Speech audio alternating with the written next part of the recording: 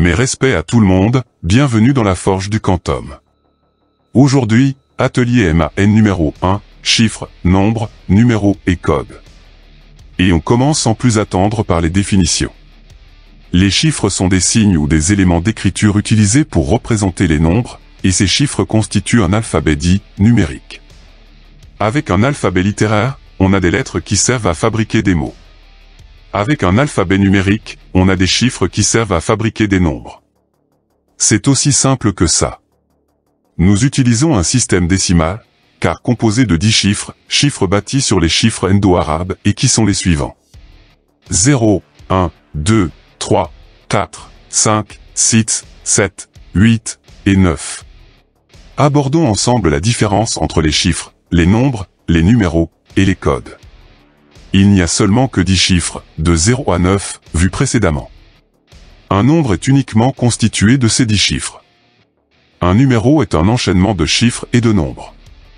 Un code est un enchaînement dit alphanumérique, s'il est composé de chiffres, ou de nombres, et de lettres, ou bien ce code sera alphabétique s'il ne contient que des lettres.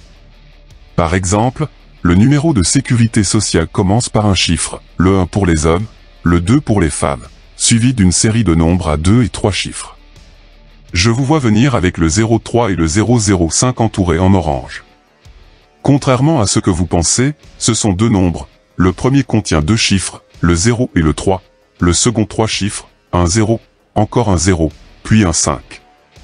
Dans un relevé d'identité bancaire, l'IBAN, encadré en rouge, est un code alphanumérique, présence de lettres et de chiffres, alors que le code BIC, encadré en vert, est un code alphabétique, uniquement des lettres. Tiens, je viens de voir une erreur sur ce RIB. Le numéro de compte, encadré en violet, n'est pas un numéro. Vu qu'il est composé de chiffres et d'une lettre, c'est donc un code.